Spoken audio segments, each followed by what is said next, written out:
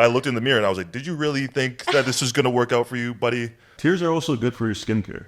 Look at my skin. It's glowing. It's soft and glowing. Want to know what it is? It's cleanser, serum, toner, and tears. That's it. Hello, my billion-dollar baby, and welcome back to today's podcast. On this show, we break down the billion-dollar ideas from today's cultural leaders who push past the traditional route to create their very own pathway to success. Today, I am so lucky to be sitting in bed with Netflix's biggest sweetheart, Gabriel. On his season of Perfect Match, he broke the mold of what we usually see on reality dating shows. The lying, the cheating, the gaslighting. Instead, he wore his heart on his sleeve and owned his emotions to show all of America that real men do cry. So we're going to be diving into everything relationships, how to know you have a good man, as well as real and honest dating advice. Plus, we're also going to get some tips and tricks from his social media career. So listen closely. It's going to be a fascinating episode, and welcome Gabriel. Thank you so much for coming. Thank you for having me. Explain this outfit to me. So you said at approximately 6 p.m. yesterday, you messaged me saying, bring something comfortable or PJs. And I said, all right, well, I don't think she knows me that well. Like, I'm going to come in like the greatest PJs possible. You have the world's best PJs I've ever seen. Yeah. So then I was like, okay, I got to find some onesies. So I went to Target and I was like messaging Harry because he was on here. And I was like, because we only met at Coachella. Yeah. Briefly. Yeah. And I was like, I don't know if she's going to vibe with this. She like get pissed off. I was like, Harry, is she going to be cool with this? She's like, yeah, it's fine. So I went to Target and got this fit. And I got a gift for you as well. No way. Yeah. You're so cute. I got a matching gift. I got a couple options because, again, I didn't know what your vibe was. Oh, the vibe's pretty cool. Yeah? That's Okay. good. Oh. So, gift number one. I'll help you open it since we both have one hand. Yeah. Wow. I got a matching Ninja Turtle Wow, it's so squishmallow, cute. and it comes with a blanket Oh, that's as adorable. well. So, Wait, it's actually so cute. yeah. I love him. So I got a matching one. So you're with us. But I didn't know if you didn't like that. I also got this like cute cow squishmallow. But look at this. If you put your hand inside and you flip it, Oh, he becomes something else. he Who is becomes he really? a milk cow. Wow, this is so cute. I love him. Yeah. Keep him on my bed.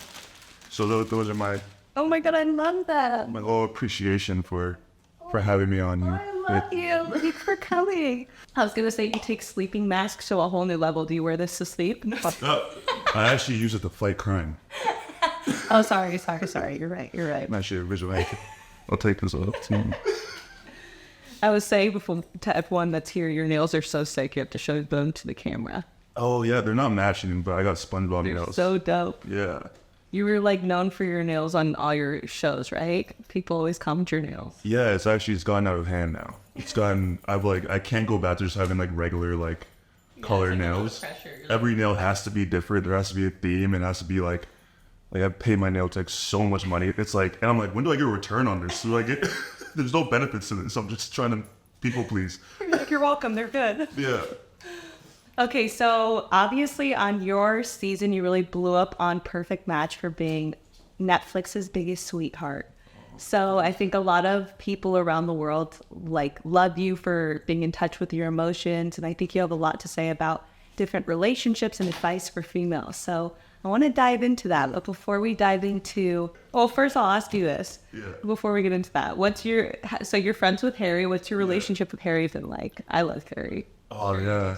No, it was like the most unexpected kind of friendship. I think in terms of like outside looking in because of everything on the show and the drama and everything.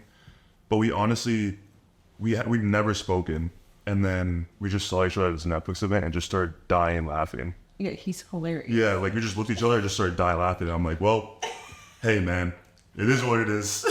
And then immediately we just like started hanging out like literally every day. And like, you know, and we were like, oh, there was like this like negative connotation on our friendship because of everything that happened. But Yeah. like, we're genuinely friends. Like a few days ago, he was like, hey, I'm going to IKEA to get some furniture. You want to come? I'm like, all right.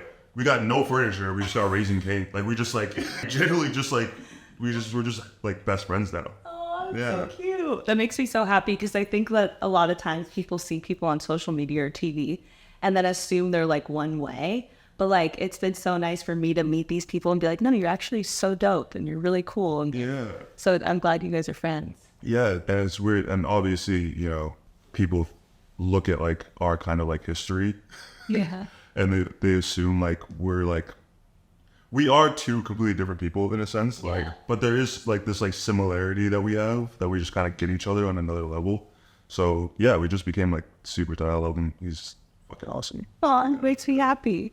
Okay, so going back to, so I think you have a really cool perspective because there's so many people around the world that saw you on Perfect Match and really see that you're like a male who's connected to your own emotions and things like that. So how has your dating life been since the show? It's been really weird, honestly. I feel like because of the show, it's like people either like hate me or they like put me on like a pedestal. Why would they hate you? That's really confusing. Or what? I don't know. I think just I think it's like it's a very like conflicting. I think because it was such a I don't want to say like rare moment for media, but I guess on reality TV to see a man cry almost. So there was a very divisive reaction to it. It was like either like, oh, he's a beta, he's a simp, or you know, men shouldn't cry, or it's, you know, oh, this is so important, he's vulnerable, I love this. It was like really two sides of it. So it's like dating, it was always like, oh, you're the crying guy. Yeah, but You know? like it's cool because it's like I'm sure most men feel like crying, but like, what are you supposed to just suck it up and be like, oh, fine? Yeah, that's the thing. It's like That's the alternative. yeah, or you can just hold it all in. Yeah, that's not healthy. Yeah, no, it's like just let it out. It's fine, dude. Like I'll watch a movie and I start getting emotional. I'm like, shit. No, I'll just start crying. Just let it out, you know. I was watching Peanut Butter Falcon with Shia LaBeouf and like the wrestling moment, and then like they're talking, and I'm just start like tearing up, and I'm like, fuck it, like just like sob it. Let it happen. How has relationships been for you since the show then? Being what you said, it's weird Yeah, it's weird. that way. Just like, you know, people are either like, there is a sort of like connotation of like being like the internet's boyfriend, or like this like ideal of like this like super high emotionally intelligent guy who's like masculine, effeminate, whatever. And it's like, I start dating someone and it's like, if I don't, I'll never be able to reach the standard that they've already set for me in their head. Mm-hmm. Like I've dealt with that a few times where it's like, oh, you're not acting like you normally do. And it's like, I just met you. It's just like I don't know you, you know?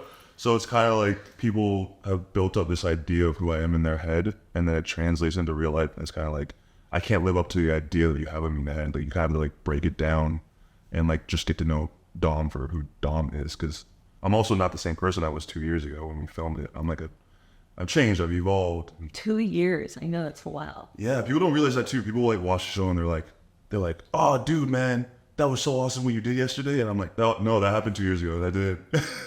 I didn't just get off the set. Hair was a lot longer, face has changed a little bit, you know, slimmed down.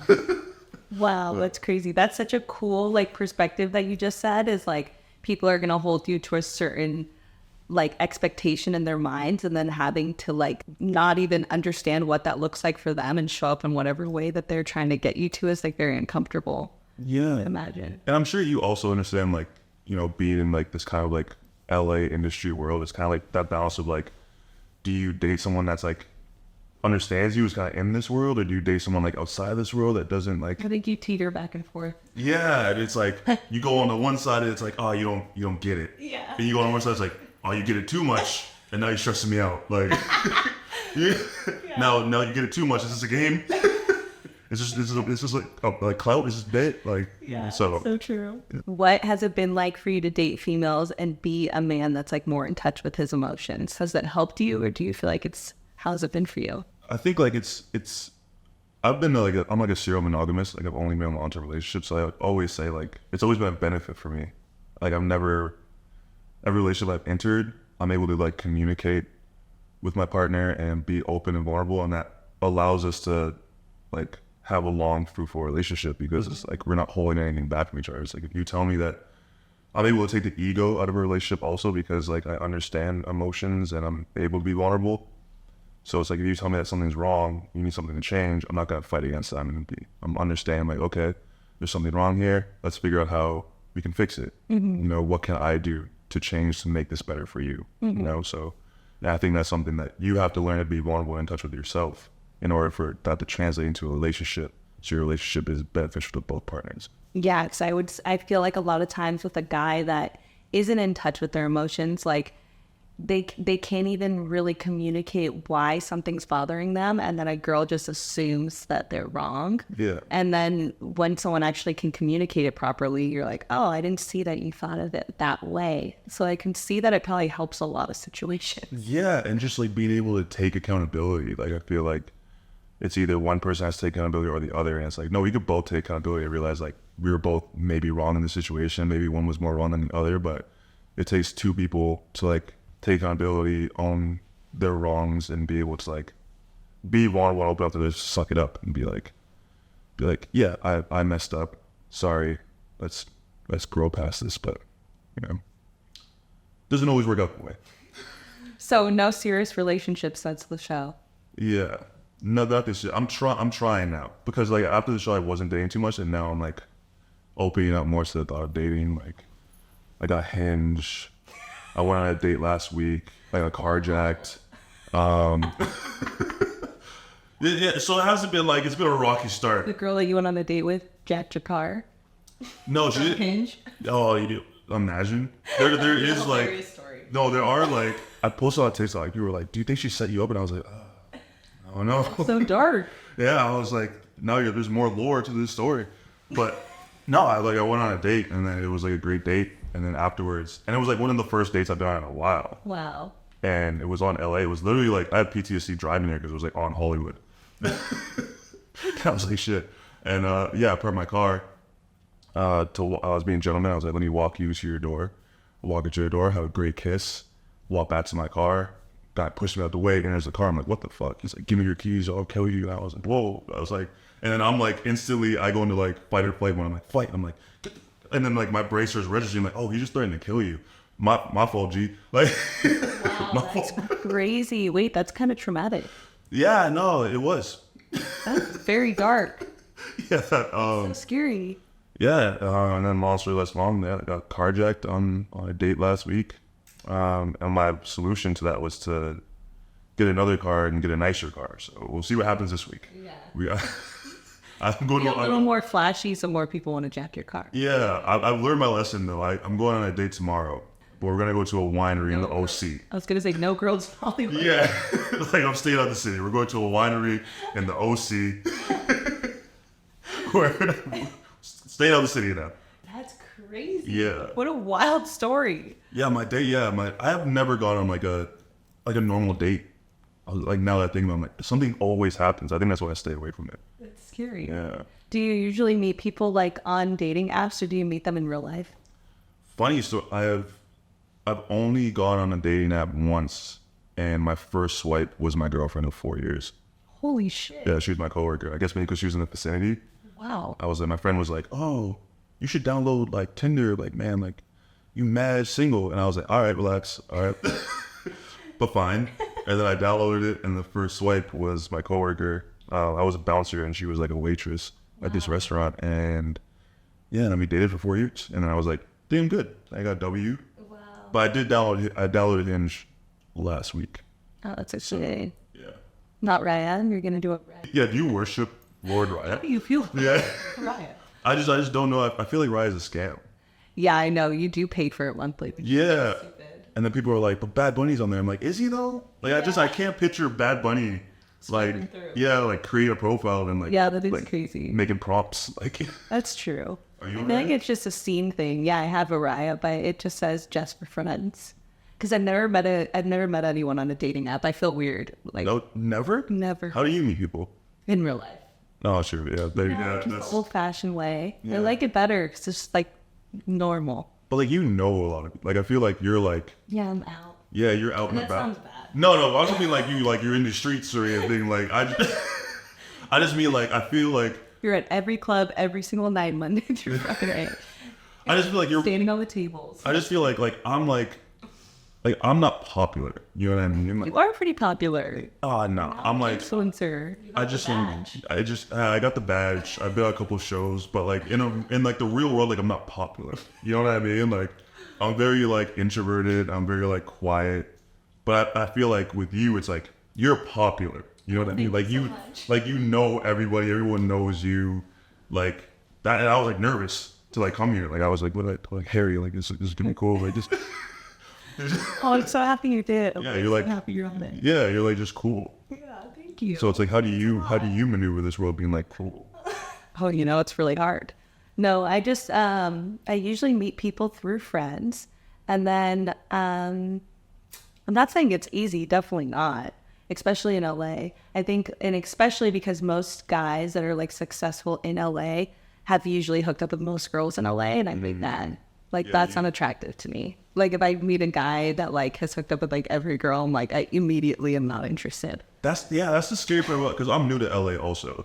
I'm, like, 6 months fresh in, and I'm starting to realize... Those are the yearbook of, like, the history. Yeah, like, I go to, like, every event. It's, like, the same people. When I talk to someone, and one of my friends is like, oh, yeah, like, yeah, I date her. Oh, yeah, so did he. Oh, yeah, I know. I'm like, what is happening? What is going on here? LA is literally, like, high school. Yeah. That's crazy. And like, even the people that aren't from here, like I started like, I know this one girl, she's like from the East, she like, we were talking for a bit, and all of a sudden she just busts out like, oh yeah, like my ex-boyfriend was on to a day. I'm like, you ain't from me, what? I'm like, what is happening? Like, how do I just attract these people that just know all these other people? So I know what you mean. I'm trying to like find that like unicorn. Yeah, find the unicorn in LA. So what would you say a healthy relationship looks like to you?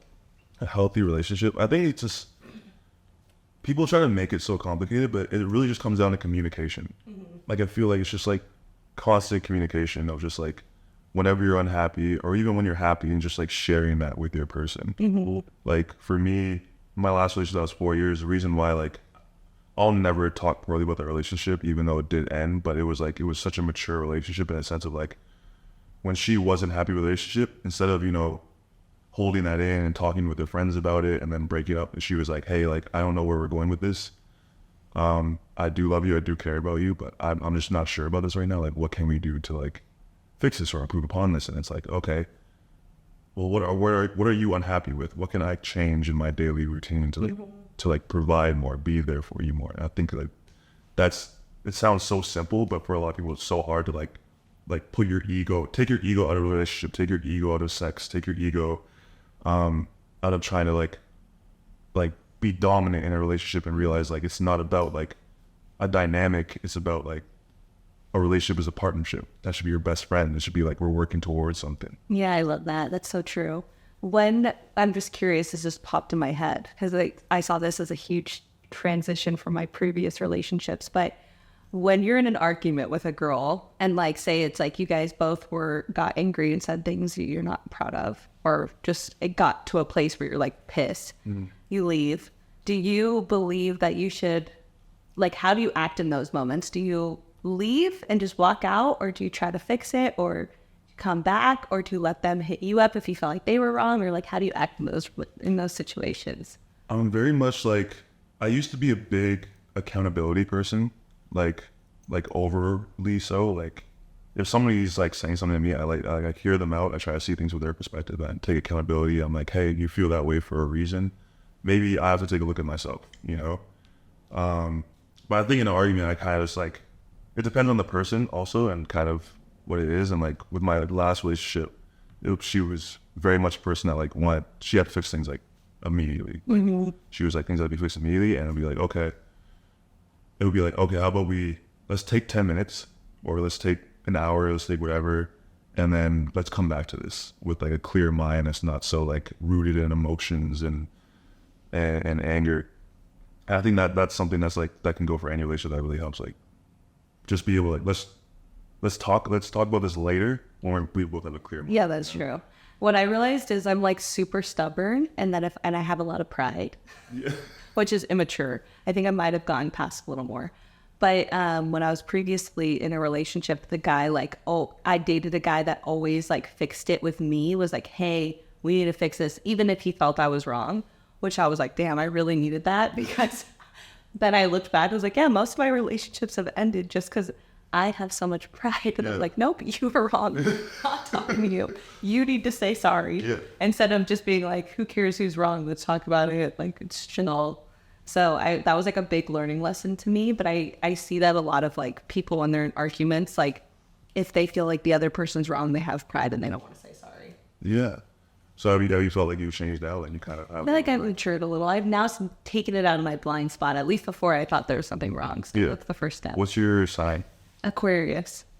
Oh, okay. What's yours? I'm a Cancer. Oh, cool. That makes sense for you. My longest relationship was an Aquarius. Oh, wow. Yeah. That's cool. And yeah, it was very... What do you know about Aquarius? She was very spicy. Oh. Yeah, she was very... Spicy flavor. Yeah, there were some times where I'd walk in, I'd be like, I don't know what I'm going to get today. I'm like, I know this is so, like, who knows? Some people don't like this, but I really realized that it helped me look at signs a lot better. So I'm like an Aquarius rising, but then my moon is a Pisces. And I didn't know that for years. And I was so much more like emotional internally. And then I kept having dreams about fish over and over again that I was like, do I go buy a fish right now? Like, I'm dreaming about fish. But like, what is my mind trying to tell me? And then one time I came across like, oh, what's your moon sign? And then I found out mine's a Pisces, which is a fish. And I was like, wow, this all makes sense. Yeah. Internally, I'm like really more emotional, and externally, I'm not. Yeah, that's what and I know that. And people often are like, oh, he's ran through, he's a thought because he knows his star signs. I'm like, why can't I can't just like look into this stuff? Everyone asks me all the time. I just wanted to do a little research. Like, definitely, girls love that shit. Yeah. Whatever, like, do you know your big three? And I'm like, yeah. And they're like, slut. And I'm like, why'd you ask me? I shouldn't know these things, you know? You're like, you're too good at this. Yeah. Uncomfortable. Okay, so let's get into dating advice for females. So there's going to be a lot of girls watching, I assume. And what advice would you give a girl that's looking to settle down? Oh, I was looking to settle down. Maybe they haven't met a guy yet, but they're like, I really want a boyfriend. Yeah, I think you just have to just like go for it, I guess. Because I feel like we do live in an age where like we have so many options, and there's always like you find somebody good, but there's always a thought of like, you go on Instagram, scroll on your feed a little bit, go out day and after like, but this could be better, you know? And then sometimes it's not always better, sometimes it could be, but I think it's important to like, when you feel comfortable with someone, just take that chance and just like settle down. But as soon as you see a red flag, also like get out. That's perfect. What would you say a red flag is for a girl that starts dating a guy? A red flag. You can name a few of them. A few of them? Yeah, there's a lot to look out for. I mean, like, it's like, if he's not texting you, you know, what he wants, or I think a big red flag for guys that, like, I have a lot of friends that are girls. I feel like I'm, like, snitching on guys right now. But, like, from, like, yeah. But, like, one thing that, like, I've learned from, like, a lot of my friends that are women are, like, they've noticed that, like, guys stop putting the effort in once they kind of have sex with them. You know what I mean? Like, guys are very much, from the jump, it's very much like, let's do this, I want to take you to do this, and it's very forward. And then once they kind of like have sex and kind of get the quote unquote like prize, they kind of like stop putting effort in. I think that's like, and I think a lot of like women oversee that for a little bit from like what I've been told from my friends. So I'd be like, be wary of that. Yeah, I feel like that the quickest way to have that not happen to you is to make sure you actually have a connection. Yeah. Like, I think some people are just like, oh, I feel like that's what he wants to do, or he wants to do that, and then it'd be weird if I said no. I'm like, you have to like, well, what I realized as I got older is it's not about like a time frame between it. It's more so like, do you guys actually connect on a deeper level? Like, can you really tell he's like genuinely like cares about you? Yeah. Then like it probably won't flip flop. Yeah. Yeah. But like, I feel like it's so hard to tell also. And I feel so bad for like a lot of my friends and women that go through that, because like sex is such an intimate thing, and like giving yourself to somebody sometimes and that you think you care about, and then they just switch up on you is like so shitty. And like for me, like my last relationship, we made this like pact, like we're not gonna have sex for like a month. You know, we're gonna hold off on it. And like, I'm not saying you always have to hold out for a month, but I will say we were able to build this like special connection that by the time we had sex, it was like, one, there was a lot of pressure on the sex. Because like, what if this isn't fucking good? Like, what if this is trash? Like, Yeah, I feel like the longer you wait, the more you're like, oh shit, what is it supposed to be like? Like, it's so much a big deal. Admittedly, like I did like use some supplements because I was scared of that. I was like I haven't had sex in a month. Like this is trash, and then it doesn't work out chase me. So like I did kind of cheat. I did kind of cheat on it, but like it did make like the sex way more important and like build that connection. Yeah, that's like the most important part. I feel, having a connection. So I guess that answers your question. I feel like now one of my typical ones is a guy that like parties all the time. I feel like that's like unattractive. Yeah. But I feel like you're trying to settle down on a guy that's out every single night, like Getting that bottles. just like that. It's like a huge flag in your face. Yeah. The Casa Amigo. Yeah. In my face. Like some girls I've talked to, they're like, yeah, but I really like him. And then I'm like, and then he's like at high tonight. I'm like, it's Tuesday. Yeah, I've been called a serial love bomber, but I just like making memories. I feel like your love bombing though would only be if you make them have so much fun with you, they're really into you, and then you just peace out, right? Yeah, but I just continue to bomb. I'm just Well, that's dope. I just bomb and bomb and bomb. Just like I just keep throwing love bombs. Like let's do everything. I just like I like making memories. I hate doing things like myself or like spending money on myself, but I love spending money on like other people. Well, it's And making sure people have a good time. So I love that. I feel like that's not a red flag. I feel like that's dope. Okay, so what is a green flag for a girl when she sees it in a guy that she like likes? green flag for girls. Oof. I don't want to say anything I do because then that sounds like narcissistic. You know, when he takes you out on a date, you tell relate to you. I don't know. I try to always, I mean, for me, like to make sure that a girl feels, it's like, I always try to make sure a girl feels like safe and protected around me. Like I always try to like, make sure that she's like comfortable and yeah, I don't know. Like, Those are good points though. yeah, I'm trying to think of like a good example of that. It's like, you know, it's like, I'm never gonna like make the first move. Kind of, I'm never gonna like feel like come over tonight after the first date or anything like that.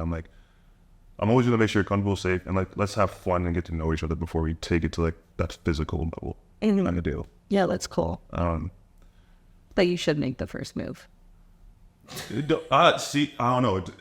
What do you mean? I think maybe that's my problem too. I have a problem with that. Well, you're just gonna get. That was on the shows too. I have a problem with like taking it to the physical level because I'm just like, I don't know. I've grown up to like have such a admiration and respect for women because I grew up in a single parent home and like my mom's always made it like make sure they're comfortable and safe or whatever like that. So it's like I never want to like overstep. Yeah. You know what I mean? I get that. So it's like I'm still figuring that out. Like I was even telling this girl, I told her whenever you want to come over whenever you want. Just let me know. But boom, I'm busy all day. She's like, she ever came over, and then she was like, well, you didn't tell me to come over.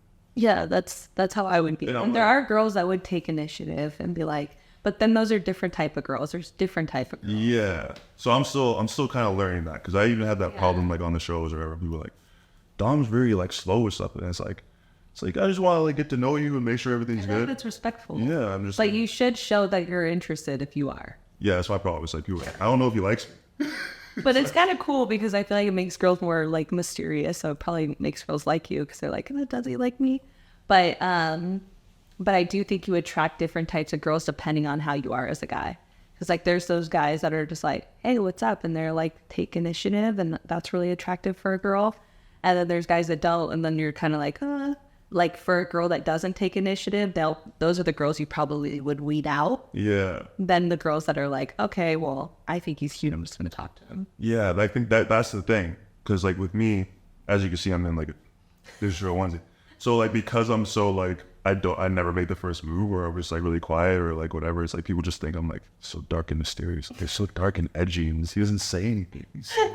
I don't know if he likes me or yeah. I think he does. I want him to, and then they get to know me. And I show up and there's someone like, oh, he's not edgy or mysterious. He's just fucking dork. That's amazing. How does a girl know that a guy respects her? I think it just comes out of like the way that they speak to you. Like they don't speak down to you. They speak to you like a human being. I think that's always important. Like just like how they treat you how they would want to be treated. Mm-hmm. Like, that's like the golden rule they learned from when you were a kid, right? It's like, I'm never going to talk to you in a disrespectful manner or talk down to you condescendingly because that's not how I would want to be talked to. I want to be talked to with kindness and respect and with love. So I think let's just like read their energy of how they talk to you. Yeah. Like if they're talked down to, they're condescending, then it's like this person does not respect you and you should leave. Like Yeah, you should. I feel like respect is like my biggest thing. I'm like, I care about it so much. I feel like I have to be respected. you like demand respect though. Like you're like, again, I feel like I'm just like kissing your ass here, but you're just like the most boss person like I've ever come. Like even like when I met you, Coachella briefly, I was like, oh shit. Everyone around her just kind of switched up when it's like the boss is here. No, it's like so important for me, especially like, yeah, I don't know. And I think it should be for a lot of females. Like if a guy doesn't show you respect and they don't show up in a certain way and treat you a certain way, then you shouldn't be with them, because that's how like the whole relationship's going to go, Yeah. you know? How does it work with you though? Because you're actually like, obviously you're very, very, very, very successful. Thank you. So it's like finding somebody that kind of like matches that sort of, do you try to find someone that matches that sort of energy or? Yeah, I would say, but, yeah, I just like, I don't really know. I don't really like have a certain like criteria of like what it is, but main things is just like how they show up. Obviously because I like care about my career so much, like they have to have goals and things they're working on and things they're excited about. Yeah, there's the respect things. Number one, their goals, respecting my time and things like that, you know, which actually leads me to a question here. So I've had some girls tell me that they've liked a guy and they were supposed to go on, like hang out with them. They made plans with them and the guy like didn't show up or text them. What would you say to that? So that they made plans and the guy just didn't show up? Yeah. Oh, yeah, he doesn't Like for an example, like one of my girlfriends, she met a guy at Coachella and he's like, yeah, I'll hang out with you this weekend. Like, let's do like Friday night and whatever. And then he like didn't text her that day. Yeah, see, that's love bombing. That's clear love bombing. That's someone that just like told you much stuff that you wanted to hear, and then they woke up the next day and they were like, That's what I think. Yeah. Yeah, but I'm like, that surprisingly happens to a lot of girls. And then I have girls tell me, they're like, oh, well, then I'm like, maybe he forgot or whatever. And I'm like, that's a red flag. yeah, So tough. yeah, that is definitely. Oh, maybe he just forgot. I don't know. I don't know if he just forgot. I think he just didn't care. Also concerning. Yeah, I think he just didn't care, and that's not good. Also. Yeah. So that's a prime example of somebody that didn't respect you. Yeah, exactly. That wasted your time. Exactly. That's like a clear thing. Okay, so what are some common things that you see guys do that you're like, okay, those are like playboys, like girls should look out for? If you like a guy like has like group chats with the boys, I think Every guy. I think that is like something to look out for. I feel like again I'm snitching on dudes right now, but Because they all like just send girls like hot photos of a girl in the chat. yeah. Dude, just got another body, dude. Yeah, she's a rocket, dude. Fucking smoke show. Yeah, I think just like guys that like prioritize like that sort of like bromanship or whatever like that, which is cool. Like I have like my close guy friends, but it's like sort of like I'm never gonna like. It turns into like gossipy Yeah. type stuff. Like if a guy is like very gossipy, I think that's like look out for that. Yeah, that's true. It's kind of like Playboy, and also if the guy just has like a roster. Yeah, I'm like, there's certain things that you can hear a guy say that I'm like, okay, they're the Yeah, if he has like a Snapchat. It's like he's active on Snapchat. It's like get out of it. Like I'm verified and I can make money and I still gotta stay away from him because that's kind of like fuckboyish. So like You have to. You have to for money. yeah, but I'm also like when like a girl adds me on Insta like, oh do you have Snapchat? I'm like I'm not talking about Snapchat. That's like that just seems so lame. Like I don't know. I'll make stories and stuff, but I'm like I don't want to like message people on there. I feel like if you like a guy and then they're like talking about girls that they hooked up with previously, it's kind of like, Oh, that's a great point. Yeah, that's fucking weird. yeah. You're like, okay, cool. But those are like some things. If the guy like talks about other girls, or they talk about like guys that you've been with, anything of that sense. If they're not just solely focused on you, it's like, boy. Boy. Boy. When do you think kissing on the first date is okay? Yeah, I think kissing on first date is cool. I think that's fine. I think if it's like, if it's there. See, I'm like a romantic. Like, I'm like, the first kiss has to be like the dopest shit. Like, it has to be like the photographer, right? Like, we didn't kiss like the first time I like hot golf, but then I took her like a surfers beach or whatever like that in like Malibu, and like the sun was coming down. It was like sunset. I ordered some like wine from like DoorDash from the liquor store. Sun was going down. Kiss. Boom. Sunset in Malibu. First kiss with some red wine. Like, that's fucking sick. Yeah, like, she's gonna remember that forever. That's the shit that I like. I'm like, first kiss has to be like, I want you to remember that like for the rest of your life. Like, no matter how this worked out, you're gonna tell your kids about this first kiss that you had with this guy named Dom. Like, That's hilarious. That girl doesn't live here? no, Well, you just made her up the most high standards now. that's the goal. Going home and she's like, God damn it. I want to like every girl I date. I just want to ruin it for every other guy. What do you think is the best way to handle a breakup? I've thought about this because breakups are like tough for me because I've never broken up with someone. I've always been broken up with. Wow. Why do you think that is? I know, I'm hopping around. I think I honestly think it's because I always try to make it work even when like I know it isn't. Do you feel like you're scared to let things go? Very much so. I think it's like I've always been like that since I was a kid. And to get deep on this is like I think it comes from like my dad left at a very young age. So like I always wanted to like be the opposite of my dad. So I'm very, very loyal to the people around me.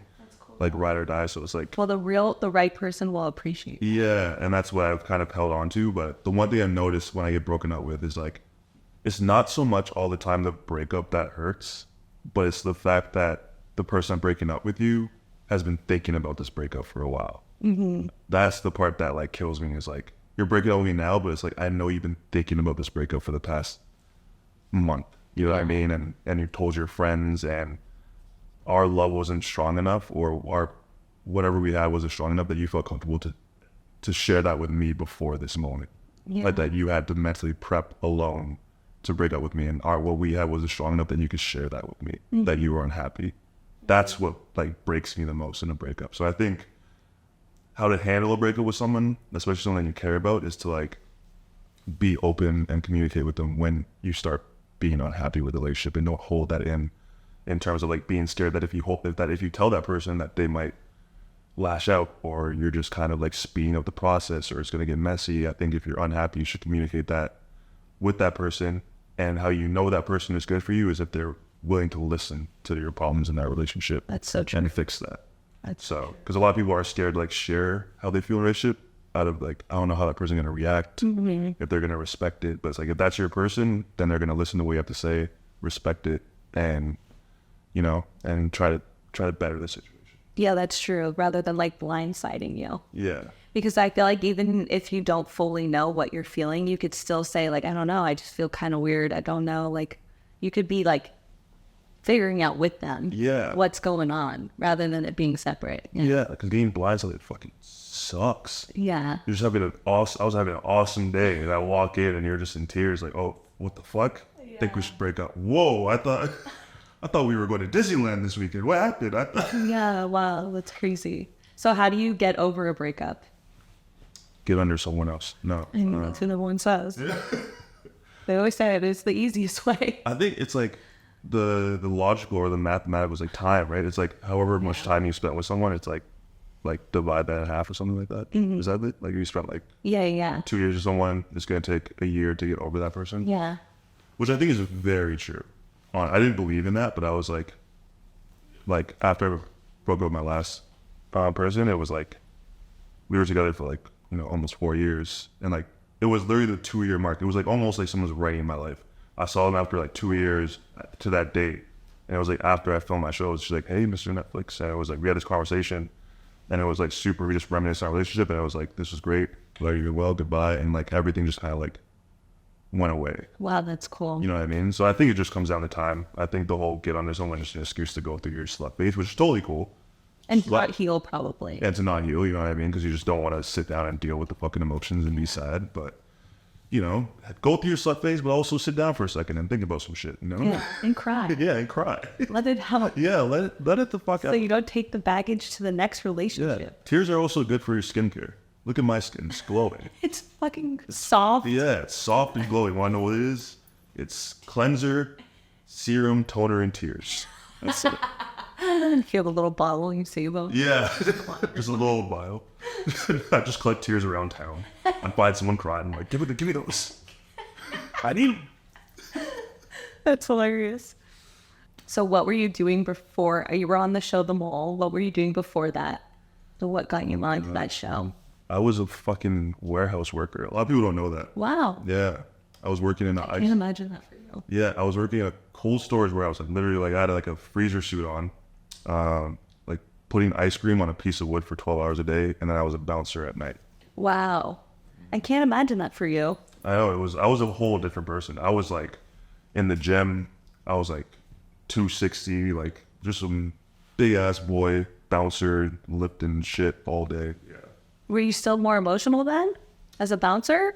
I can't imagine that for you. No, I was pretty dead inside at that point. I was pretty stoned. Everyone would be like, "You're like so unapproachable. You're so standoffish." But I was just like, because I was fucking miserable. I worked at a fucking warehouse for I just wasn't happy in life in general. But I still like I've always been like an emotional person. I just think at that point in my life, I was just very much like, this shit fucking sucks. So what got you out of that and then got you into the show? It was actually a breakup. Wow. It was actually like right before I got casted for the shows. It was like during COVID, and I got broken up with. And part of the reason I got broken up with was she said that she felt like I was like holding her back in a sense, because like at that point in my life, it was like she had a lot of things that she wanted to do, and we had two different career paths. But also like I was kind of like people kind of knew who I was, so she was kind of like this Dom's girlfriend, and she wanted her own independence. And kind of hearing that and going through that breakup kind of pushed me to like, and then I got laid off of work, so it kind of pushed me into like the social media world of like, okay, maybe I'll try modeling or creating TikToks and doing content. And then kind of just like literally within 4 months, I got like this like DM that was like, hey, do you want to go to Australia, film this show? And I'm like, this is a scam. That's so cool. And then literally I got broken up with in like November 2020. And then like March, April 2021, I was like flying out to Australia to like film them all. And it was like, yeah, like I had no job, no anything. I was like, fuck it. Whatever happens, happens. I ended up getting like eliminated like early on. I'm like, oh, I'm fucked. Wow. And then Netflix was like, hey, we love you. Go on a dating show now. That's so cool. Yeah. Wow, your life has changed so much in 3 years. That's amazing. Yeah, literally just like insane. Especially like the past 6 months the show came out. It's just like, it's just been insane how like my life is just kind of, I'm still trying to figure it out. Yeah, it's so crazy. Yeah, it's so cool. I love seeing that. Well, one thing I was going to say is I've seen a lot where like if you break up with someone or you go through a breakup, sometimes you become even better of a person, or so much changes now, and like you go on to a new chapter because you really just don't know like energetically what that's holding you back from too. Yeah. So it's really cool. And like when you're in a relationship too, especially like for myself, and I'm sure like you could relate to this, is like you kind of dim your light at times so the other person can shine. Mm-hmm. And you put that person before you put yourself. So it's like when you take a time after a breakup to focus on yourself and see what you're capable of, it's like you find this whole like, as cliche, like inner strength, power, and confidence that like you just never had before. So I think I just like embraced that, and yeah, shit just kind of like went like crazy. I like that you're holding the. I know now. I'm holding him because he's cute. You have to put the blanket on. I love that. That's so cool. Because yeah, sometimes I like to think of that. I'm like, okay, if you're going through a hard time, you're breaking up with someone, just know that like a whole new you can come out of this. Yeah, as long as you allow it to, if you want it to. And like that's when like you start going to the gym, and you start going to like group fitness classes, doing like Pilates and shit, and all of a sudden, taking care of yourself. That skincare routine, crying, and now you glowing. Because I feel like sometimes people get really comfortable, and sometimes being comfortable isn't good, which is hard to admit to yourself. Yeah, it's terrible. And I feel like even in a business standpoint, it's like when I when I got to LA, I felt like I was kind of like on my back foot. Like I was so uncomfortable here. I was like sleeping on a couch and I was trying to figure stuff out. But I think it helped me because it was like every day it like pushed me to like, I gotta do something. I'm not comfortable. Like I gotta do something. Like literally, I'm sleeping on a couch. I'm not comfortable. I gotta like I need a bed. I need a bed. I gotta do something. And when I went back to Canada, and I was like talking to somebody, it was like I kind of almost fell back into that comfortability of like I'm back home and I'm with someone I'm familiar with, and it's like, oh fuck, I gotta get out of here, go back to LA. Like I gotta grow, I gotta do stuff. So I think it applies to like everything. Okay, so when you were sleeping on the couch and all that, was that before the mole or after? And then you went on Perfect Match, and tell us about that whole experience. Oh my gosh, it was been so much. So after I did the mole, I like they offered me like, I think I can talk about it. Like it wasn't that much. It was like X amount of dollars or whatever. But like obviously the catch is that you win and you get like $100,000. Yeah. I didn't win, so when I got back, it was like I had no job. I had the salary I got from the show, and I was like, luckily they were like, okay, well you're gonna go on this dating show. We're gonna pay you X amount, and I was like, okay, cool. So was that like right after? Yeah, it was like right after. Oh, that's perfect. Like maybe like a few months after. That's cool. I went to go film the show, but like after the show, both shows filmed, I didn't know what to do because, I didn't have a job. I filmed these 2 shows. I had this money, but I was like, I didn't have time to like get a full-time job again. Like, in my head, I was like, I knew I just won this dating show. I can't talk about it. There's going to be all this stuff. Yeah, that's so weird. Yeah. How like, long was it before it released? like a year. Wow. That's So, a like, long time to wait. Yeah, so it was like this year's going on. I don't really know anybody in the field. It's like, you know what I mean? I'm just looking online and I'm seeing Harry and I'm like, at some point me and this guy are gonna like, you know what I mean? So it's like this year of like, That's so weird. of like waiting for these like big moments to happen. So like my plan, I called someone at Netflix and I was like, hey, what can I do in the meantime? Because I was That's smart. I'm a fucking warehouse guy. I'm a blue collar guy. I don't know how to navigate this world. Like, what can I do? And they're like, fuck if I know. They're like, fucking start posting on social media, dude. Like figure out the social media side. So I started doing TikToks. Oh, that's cool. And I approached my TikToks like I approached like work. I was like, I gotta work from this time to this time making videos, and 1,000 or 2,000 people have to see my face every day when I first started. Just consistency every single day. Eventually I got like 50,000 followers, and it was like, all right, now 10,000 people have to see my face every day, no matter how many videos I post, and just kept on growing and growing and growing. And by the time the mole was out, like I wasn't a reality person yet.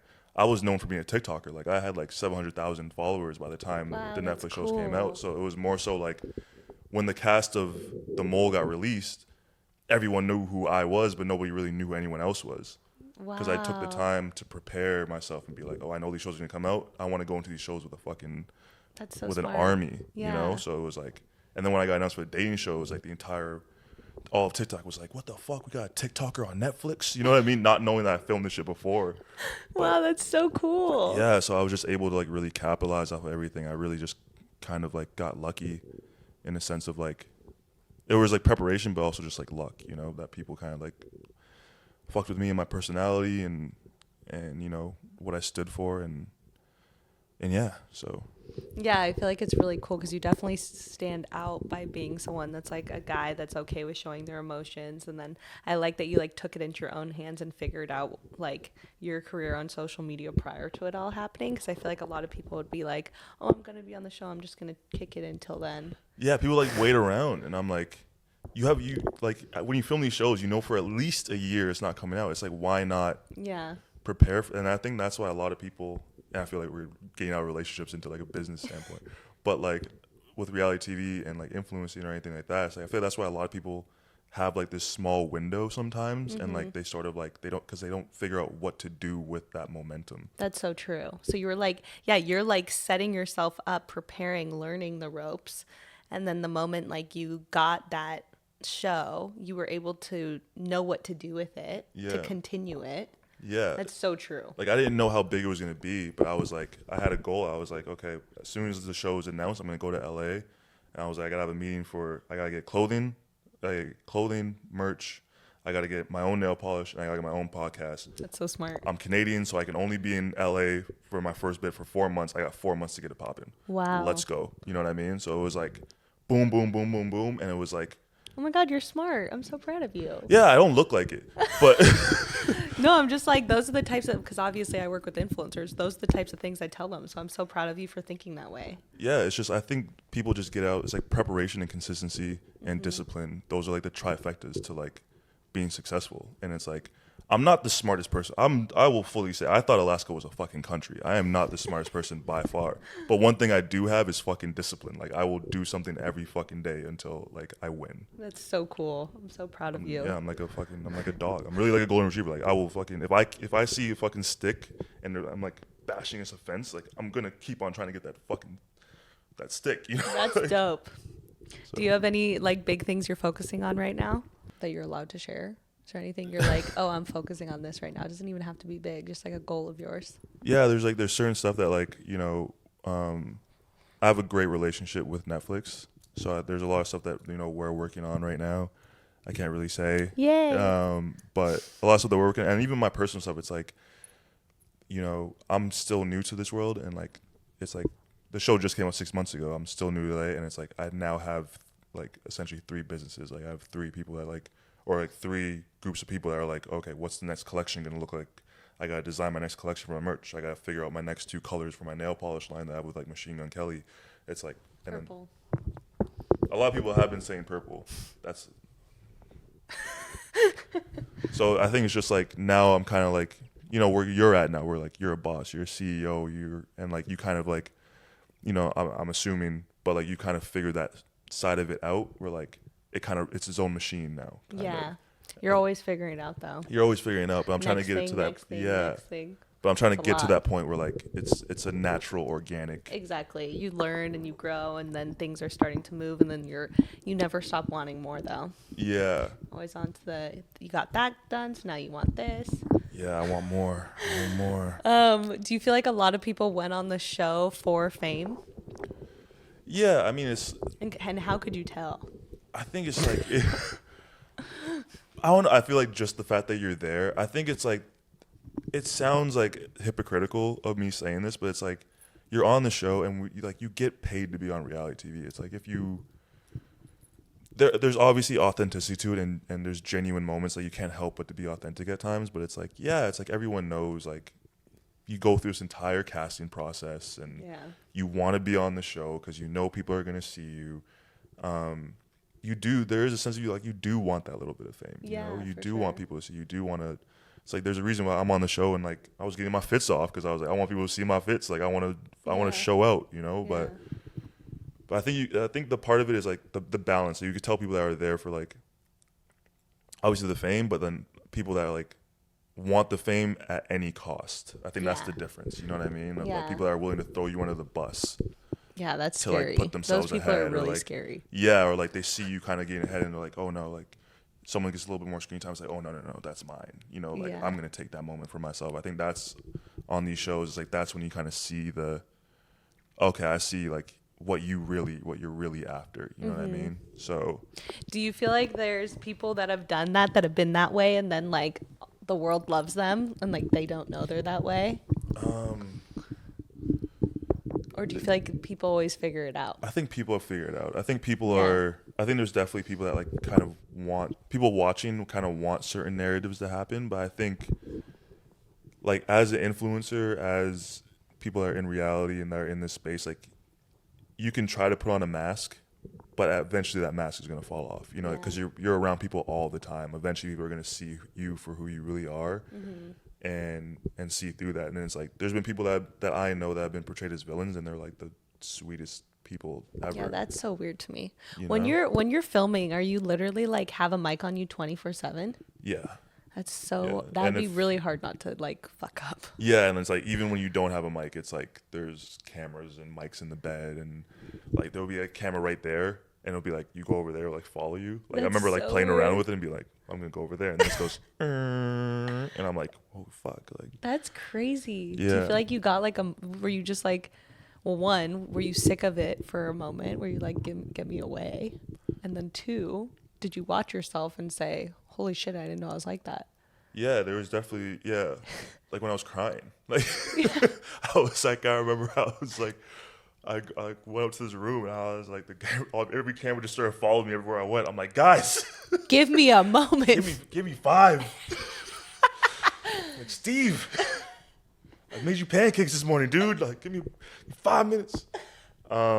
Yeah, that makes more sense because if you're getting filmed like 24/7, like all your emotions are being shown. Yeah, everything. It's like if you raise your voice above a certain octave, it's like they just come like sprinting, like it's like an amazing race, like just on your ass. So it's like it's really hard to like kind of like hide a lot of moments. And I think that's why I say it's like, yeah, people go on there for like the idea of like fame and stuff like that, but you can't help being in a house with like 10 people and starting to care about a few of these people and getting to know these people and like being genuine, because at a certain point it's like I'm around you 24/7. A lot of things that we say to each other, it's like those are real moments that we haven't shared with anybody else outside of this, because this is such a weird fucking space that we're in right now, you know? Yeah. So I think that's like that sort of like kinship that a lot of reality people have.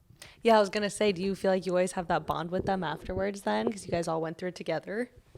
Yeah, I think you either have this bond or like you just kind of just like fall off and just like don't talk to each other. But yeah, and I think, you know, a perfect example of that I think is like me and Harry. You know, I think we just became such good friends because of that sort of kinship and, you know, being guys that kind of like, there were moments where like we both were getting like dragged through the mud or, you know, and we've been beside each other when certain things have happened. And, you know, I don't have like, I'm at a point where like I feel like I don't have a lot of friends in LA. And, you know, talking to Harry, was like, you know, when he came out here, he felt the same way, you know, and I think we kind of had that sort of like kinship. So yeah, I think there is a sort of like bond amongst, you know, soldiers in reality TV. I feel like there's like, it's hard to find a lot of like quality good friends in LA. Yeah. 'Cause I'm like, even if I'm like friends with a lot of people, but there's not a lot of people I'm like really close with. Yeah. So I feel like there's a difference. Yeah, it's like you have the people that's like, okay, we're cool, we'll hang out, but it's like, can I tell you? Can I trust you? Can I trust you with secrets? Can I tell you I'm really sad right now? Are you going to use that against me at some point? I don't know. What I always noticed, like what I learned early on, I'm like, how people talk about their close friends is how they talk about you. You know? Oh, yeah. And that's how you'll know if you can trust someone or not. Like, are they talking shit about their like close friends and stuff? Yeah. I'm like, that's a red flag. That's a big red, yeah. Even if they like talk shit in general, sometimes I'm like, Yeah, I'm like, how much are you talking shit? yeah, I'm like, what do you say about me when I'm not around? Yeah. So I barely even know you. Like, Yeah. Like, I'll see some things, like some girls will be like, they'll talk about like a friend, like something that happened with a friend that people might be judging. And they're like, yeah, but like, if you saw it like this, like she really didn't mean it that way. And they're like standing up for them behind their back. I'm like, you're a good friend. yeah. You're solid. Yeah, I don't like when people say stuff about people like that aren't around, that aren't in the room. Yeah. You know, if a name gets brought up and they're like a friend, I'm like, let's not do that. Like, they're not here to defend themselves. Like, I don't think this is like necessary. Yeah, you know? yeah. I was noticing too, like there's been some people in LA, we won't name, but like that like talk shit about a lot of people 24/7 that are talent in the industry. And I'm like, I started to notice, I'm like, there's people you can walk into a room and feel like energized, and then there's people that you could feel like drained from. Yeah. Yeah, like, I've noticed that as well. Yeah. There's like, I've reached a point where like I've stopped going to a lot of events. Yeah. A lot of events, just because I'm like, I know there's gonna be certain people there, a certain group, and it's like, it's just so like, just not, it's like debilitating. It's like I leave the event, I'm like, like, why did I do that? So from your season Perfect Match, when you were going into it, did you have any idea that you were gonna blow up as much as you did from your season? Because I feel like you were one of the people that really went to the next level. Or do you feel like it just kind of happened? It was weird because like my first show, The Mole, like everyone was telling me like, oh, it's gonna be the biggest show ever, you're gonna blow up, and then nothing happened. Like, it did okay, but it wasn't like, I didn't get like hundreds of thousands of followers. I maybe got to like 50K or something like that, and I didn't really get any like brand deals. No one really didn't really take off. So I had no idea going to Perfect Match. Like, I knew like there were a lot of big names on there, and they said it was like the biggest dating show ever. But I was like, I don't know, you guys said that last time, so I set my expectations really fucking low. But then when I ended up winning, I was like, okay, maybe I'll get something. But I had no idea it was gonna be like this. Like, it was like, yeah, I didn't know it was gonna be like Guardians of the Galaxy, Marvel red carpets, and hanging out with like an Issa Rae and shit. Like, Yeah, it's so wild. cool. Yeah. I feel like what I would think for you is that you're just authentic, and that's why people loved you. Yeah, I also think like that's like my one thing I hate about myself, but like I do love about myself is like I just don't know how, and it sounds like I'm like sucking my own dick, but it's like I just don't know how to like I can't hide my emotions. I can't hide how I feel. Like my mom has always said like she'll just look at me and be like, I know you hate this right now. Like I can't, you know what I mean? I think like even if you watch the show, you could like see moments where like they just don't show me because I just look so fucking miserable at times. Like there's like a whole episode where maybe you see me for like 2 minutes, even though I'm on every episode, you see me for like 2 minutes, and like I'm like they definitely didn't show me just because I look fucking miserable. Like by the end of that show, I was absolutely drained and miserable because I was there every episode. Yeah, wow. Like it was just me, Joey, Carousel, and Francesca that were there from day one to the end. Oh, wow. So by the end of it, we were all just like corpses. Like I was like, dude, like I've been through it. Like when can I go home? It was like 6 weeks. I was like, Oh, you wow. know. So I think that was part of it. Is like people can just like, and it was also like I was on there. I didn't know what I was doing. Like I wasn't. Everybody else was kind of established. Everyone's been on dating shows. I've never been on a dating show. Like I didn't know what was going on. Like people are fighting. I'm in the corner eating Oreos and having wine. Like I'm getting drunk and hiding and playing games. Everyone's like, Dom, get serious. I'm like, oh, sorry. Like, I'm just having a good time, you know? There was like a scene where like I'm having a Nerf gun battle, you know? It was like me, like with like, my match and like, and Mitch and like, and someone else. We're all having like a Nerf gun battle and like there's all this drama going on the side. And I think people just relate to the fact of like, everyone's so about drama. Yeah. And there's this one guy that there's so much drama around, and he is so fucking clueless. And it's like I think it's like that thing of like when everybody's trying to be interesting or trying to be the moment, it's like the one person that's like quiet is like the most interesting. Like you know what I mean? Yeah, that's so true. If there's a room full of people yelling and there's one person that's like quiet, you're kind of like, what's his deal? Yeah, you know what I mean? that's so true. That's so I cool. think when I watching the show, I was like, okay, maybe that was the thing that I tried to be. People to me was the fact that like there was so much going on, but then there's this one guy that's just like this dumbass guy, this fucking what do they call me? A fucking himbo. Just What like is a himbo? it's like a big jockey like guy who's like super respectful towards women, but also just like a dumbass. Like like on the show they asked me about like Alaska, and I thought it was a country like this guy's an idiot, but he's just like, he's just oblivious, he doesn't harm anyone. He's just like, so. I feel like it's so weird that like, I feel like probably comes off so fake that you guys are like trying to find someone to be with by the end of the night. Like, doesn't that feel so fake to everyone? But people just know. Like if you didn't have chemistry at all and you just needed a match, you're like, so. Yeah, I think there was, I think there was definitely like moments like that. There were definitely people who like, matched by default or matched because like they didn't get who they wanted, But like, was there a lot of people trying to like force chemistry to stay on? Yeah, I think there was definitely people that just, and you can see on the show, there was people that like, just like stayed with a certain person or stayed with certain people just to like prolong their time but I think there was definitely, you just, like I said, like you can't help it sometimes. Like I definitely, on the show, it's like I definitely fell for a couple people, you know what I mean? It's like I fucking said I love you to somebody. Like You definitely never went on a dating show. Yeah. So it's like. You're like, I don't know the rules. Yeah, it's like you I thought can't. this is real. Because like even if it's like, you're just matching with someone and it's like, but it's like you also, as soon as you match with that person, you gotta spend the whole night with them. Wow. And you wake up with them. And it's like you spend 2 days with them doing absolutely nothing and you're making food for each other. And it's like you can't help but to eventually, kind of care for this person. Yeah, that makes sense. In that sense. So it's like when you're watching on TV, it's like it seems everything's happening so fast. Yeah, but it's kind of like you guys are like rushed. Like usually it would take probably someone like a month to really get to know someone. You guys probably got to know each other so quickly because you're like forced together. Yeah, it's like think about when you start dating somebody, it's like you go on a date, maybe like a couple hours here. 4 dates in, you probably spent like a total of like 12, 15 hours together maybe. Yeah. It's like we spend 24 hours from the get-go. It's like as soon as like, hi, I'm Dom. Hi, I'm this. Let's go sleep together and get. Yeah, that's so wild. So it's like there's a lot of factors to it, but I think there's so many perspectives. Like of like people. Sometimes people fall in love unexpectedly. People sometimes there is that, you know, people do go on there and they do want to find somebody, and then, you know, you look at yourself, you're like, did you really think you're gonna find your person in a house amongst a bunch of reality people? Like, did you? I mean, some people might. No, I looked in the mirror and I was like, did you really think that this was gonna work out for you, buddy? Like, and it's like, yeah, I'm an idiot. Like, I thought I was gonna work out.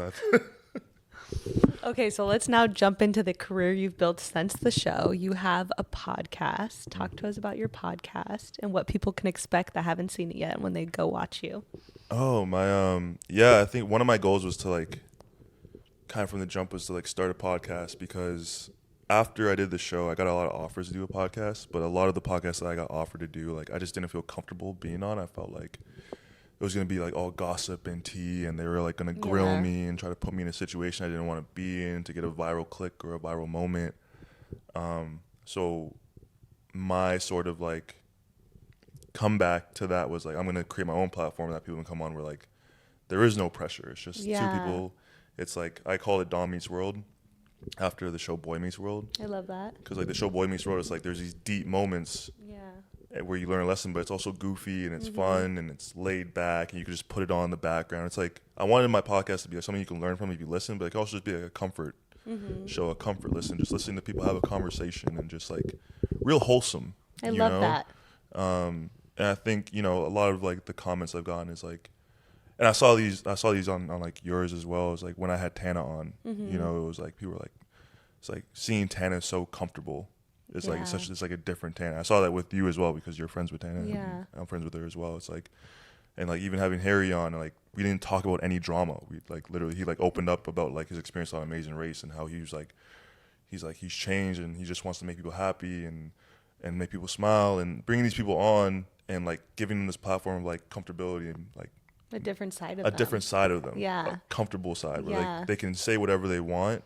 And it's like, if you want anything cut, just say you want it cut. Like, I'm not going to, you're safe here is essentially what my podcast is. So That's what I try to do too. And I love that because it's so true. Like a lot of podcasts you see, they're just like grilling you for 24/7, trying to get you to say something crazy. Yeah. Who you fucked? Who's the most famous person you slept with? Like, tell me now. I need the engagement. Yeah. But I love that you're like just being genuine and allowing people to like show parts of themselves that they're like maybe wouldn't show on another podcast, that's making them feel like it's going to be so intense. Yeah. And it's like, even again, it goes back to like treat people how you want to be treated. It's like when I talk to somebody, it's like like with you, it's like I want to know more about you. Like I want to know like how you got into this, how you started your business. Like I want to know that side about you. And it's like that's what I would want people to expect from me when they're talking to me on a podcast. Like when I sat down with you, it's like you're asking me questions about myself and you know how I interpret things and how I've grown. And it's not just like, all right, so since you've been famous, who have you slept with? What's your hookup story? Your wildest hookup story? Tell me right now. So it's like I appreciate that, and that's why I was like so excited to come here. Obviously, I feel comfortable. I'm like all cut up. I'm like I never want this to end. Oh, I'm so happy. Okay, so you also have a band. Tell us about your band. Ooh, okay. This is actually a good thing because I don't really talk about this much because it's so. This is like if you want to, you don't have to. No. We just came from what you're comfortable with. Yeah, no. I just never share it sometimes because it is something that's so vulnerable. Oh, like that's it's so cool, special though. to me. Very Which passionate is going to about. make people love it more. Yeah, it actually started because with my bandmate, both our exes were best friends. Wow. And we actually lived together, but we didn't really talk to each other. And then we both broke up with our respective girlfriends. And he was like, "Hey, I know you make music. Do you want to hang out?" We like hung out and like had like the most like bonding moment in like the studio. Cried talking about our breakups, and then it was like we made this song, and he was like, "All right, like yeah, we got our first song together, blah blah blah." And I was like, he's like, "You can have it and just like give me the credentials or whatever." And I was like, no, like this is our song, like we made this. Like he's like, "What are you saying?" I'm like, "We're a fucking band," and then we just started this band just out of like That's so cool. out of heartbreak. So yeah, we've been in this band for 3 years. We put out our EP earlier this year. We just put out a song called Mean Girls. Wow, I love it. And we're planning to go on tour in December. So yeah. And that's ultimately what I really want to do is like transition. I see that for you very clearly. It's like I want to transition and just like go. I feel like I got lost in the sauce of like the reality world, and because I did want to like build a foundation and build these businesses and have this smart. sort of like income. But I do realize like this world is like, it's not for me essentially. And I feel like what truly makes me happy is my music and being with my band and touring and performing for people. So hopefully, you know, sooner than later I can get back to that. And once I finish up my businesses and, you know, get to my CEO boss level like yourself. You're really skyrocketing really quickly. Oh, fingers crossed that it keeps on You going and are. I don't lose any jet fuel. But I like that you're balancing all aspects though, like the podcast, your merch, your like the band. I feel like it's good that you're okay with doing all of them, because I think nowadays people like to know. Like there was celebrities back in the day that we all looked up to, but like now people are gravitating more towards influencers because they want to know about you, what you care about, and then it makes them care even more about your music because they're like, well, I know who he is. Yeah. You know, they connect with it more. yeah, and it does. And it's like, even with like when the show came out, it was like people just immediately, my music just like skyrocketed, and That's people so are like cool. taking lyrics and being like, oh, this must be about this person. And it's like, it's fun seeing people like really care about the art because they know me and they want to know like how this relates to my life. So it's an interesting field, and I feel like, you know, that's kind of like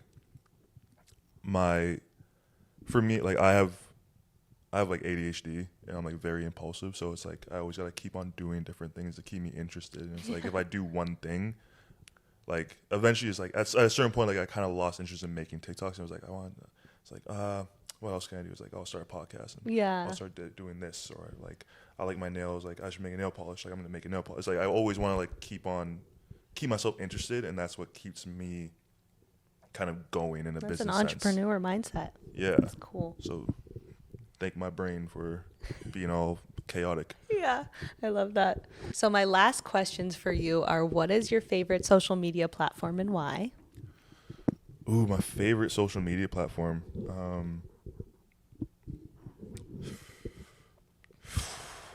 I guess TikTok. I knew you were going to say Yeah, that. I guess TikTok. But just because there's like certain places, there's certain TikTok. I'll put TikTok and Twitter as a tie, because like for me, it's like the I don't give a fuckness of an app sometimes, and like Yes. I love the fact of like sometimes I'll go on TikTok, and it'll be like I'll see a video of like a section of like this like cheetah like hunting for something, Yeah. and it's like this 3-minute clip, and then all of a sudden I'm like at part 16 of this cheetah trying to like help her cubs. Yeah, you're like, what rabbit hole am I going down? Yeah, I'm going down this deep rabbit hole. But also, I love the I don't give a fuckness of Twitter, where like my favorite thing ever is people that will just post a whole entire movie. Wow. I Like, haven't seen that. you haven't seen that? It'll be like a tweet, and they'll be like, fuck it, Cloudy with a Chance of Meatballs. And it's like, they'll just upload 2 hours of like Wow. the entire movie. I'm like, it must have taken so long to like upload that and render that just for like Yeah, you that to is just be like, wild. fuck it, Cloudy with a Meatballs 2. And now I'm just like, I'm on Twitter watching Cloudy with a Meatballs 2. Like I just It's a good movie. yeah, I was like, you can't replicate on any other app, you know? Yeah. So That's so cool. Okay, so I like to have a manifestation moment. When you close, so for my manifestation moment, close your eyes and think of where you will be in 3 years. Because we're going to manifest it right here. okay, I got it. Go ahead. In 3 years, this might be a little bold, but in 3 years, I like bold. in 3 years, I would like to own like a lot of land, like a compound, just somewhere in like the boons, you know? Like it could be like, I don't know if it could be like the Bahamas or like it could be like in the outskirts of California. I just want to own a lot of land. I think I would like to have like one kid in 3 years. Wow. Yeah, maybe have like a kid, and then my businesses are kind of going for themselves. Have a lot of land. I want like a couple dogs, a cat, a cow.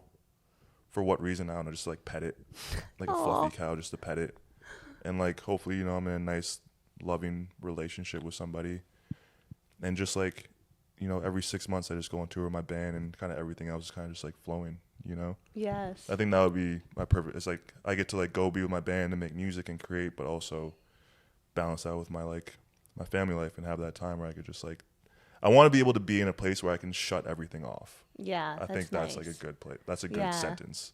because I feel like right now everything is so go, and I'm starting to like almost resent my phone sometimes, where like I would like to be in a place where like I'm successful, everything's worked out, and now I can shut it off and just kind of like live in the moment. And I think like in 3 years that'd be a great place to be at, because I feel like I feel like I'm missing out on so much shit because everything moves so fast. Yeah. That I can't just like stop and like I look back. I heard this quote, and it was fucking insane. It was like, I wish I knew it verbatim, but the idea of it was like, life is essentially all memory beside the exact present moment you're living in right now that you always miss because it moves by so fast. And I was like, it almost crazy. It almost calms me, but it's like everything is now a memory. This entire podcast at this point is now a memory. You know what I mean? That's like, so crazy. You know, when you're like early in the podcast, like that is now a memory now. Because that just happened. We just skipped right past that. You know what I mean? So I think it'd be nice to be at a place where I can just like really enjoy the present consistently. Wow, it makes me like feel like I need to take a deep breath, because I'm like, life is going quickly. It is, and like it's crazy. And like people ask me, it's like I have this bad habit. Like I'm stopping to do it, but like I do smoke cigarettes. I'm not like a chain smoker, but I do smoke cigarettes sometimes. And my reasoning that I tell people was like, I started smoking the cigarettes when I was a bar back and a bouncer in a warehouse worker, because I was working nonstop. And the only way I can get a 5-minute break was to have a cigarette, was to smoke, because like I would see people have a smoke break for 5 minutes. And it's sort of like mentally translated now into like, when I need things to slow down, I go outside and I have a cigarette. I just need to like slow everything down. And it's like, I wish I didn't have to have that crutch in order for things to slow down. But it's true. Everything just moves so fucking fast. So yeah, that's my manifestation, is to get to a point in 3 years where everything can just like slow down. So what you're going to replace it with is a vitamin, those little vitamin vapes. Yeah. Or the CBD vapes. I stopped. Go smoking. Out there, take your moment, still feel the feeling of like taking your moment. Yeah. But there's the thing. I quit. Oh, you did? Wow. I quit like the beginning of August. But what happened was I got really, because I just like, I need something to replace it. And my next addictive thing was sugar. Yeah. So like now it's like I fucking love candy, or I just have like gum and mints, just like non-fucking stop. So that's my toxic trait now, is just I love sugar. I love candy. Yeah. He has candy in his pockets. Yeah, literally. Okay, so my last thing is, what is your $1 billion quality that you feel got you to where you are now in life? My $1 billion quality, I think. Ooh, that's a great question. I think it's three things. It's been my consistency, it's been my discipline, and I think it's also been like my ability to not put myself in a box and just be unapologetically myself. And like, I'm not afraid to go over that hill and kind of like go to that place where no one else is willing to go. You know, I'm willing to put on nail polish, and I'm willing to, you know, wear crop tops, and like if I do a photo shoot or I'm doing anything like that, and followers like, do you mind, can we put some makeup on you? Like I'm like, yeah, let's do it. Like I'm not afraid to kind of like take these bold. I'm not afraid to be weird. I think a lot of people are afraid to be weird because of like criticism or whatever like that. But like I think that's been my thing that's taken me to the next level. Is like, I'm not afraid to embrace my weirdness. I love that. Yeah. That's cool. I.e. my fucking nerdy side. My onesie. That's so cool. I love that. Yeah. Okay, so I appreciate you so much for coming on. This is such a good episode. Tell everyone where they can find you on social media. Before I do that, thank you so much for having me. This has been such like a comforting. I don't know why I sound like a robot. Like I'm actually AI. He's not even here. Yeah, I'm a hologram. It's actually been so comfortable, and your energy and everything about you is just so warm and welcoming. Oh, thank you. Just from the jump, just from, you know, the little moment at Coachella, you were so kind, and welcoming me into your home and being here has been so nice. And vice versa. You made me feel very comfortable, so I feel like it was a really good episode. Yeah, everything about this is really nice, and I'm so happy for you. And I'm envious isn't the word, but I'm just like, I respect your hustle and your grind, everything you do. Thank you so much. And yeah, I just think you're an amazing person overall. So I think this podcast is gonna be so great and so much fun, and I love watching it. And I don't listen to a lot of podcasts because I'm always nervous that it's gonna be better than mine. But this is when I listen to it, I'm like, fuck, this is really good. I can't even not listen to this or watch it. So. Well, you know what I always say too, because I was nervous to do the podcast to begin with, but I was like, I'll never fail because I just won't quit. That's what it is. Consistency. Keep doing it. Discipline. Yeah. Yeah. So thank you for having me on. Thank you for coming on. Yeah. Okay, tell everyone. Oh where yeah, to find right. You can find me on TikTok, Instagram. Don't Call Dom. Everything else is Don't Call Dom. Don't Call is also the name of my band. And you can find us at Don't Call Band on Instagram and Don't Call on Spotify, and my podcast, Dom Meets World, which is available on all social media platforms. Yay. Yeah. That was such a good episode. Thank you. No, thank you so much. Coming on. I'm going to keep this. You're going to see this in all my shows. No, please. Thank you so much, my $1 billion baby, for watching today's episode. As you know, I release new episodes every Tuesday, so please tune in. I'm going to be reading all the comments and replying to you, so let me know what parts resonated with you the most, as well as what guests you'd like to see me have on next.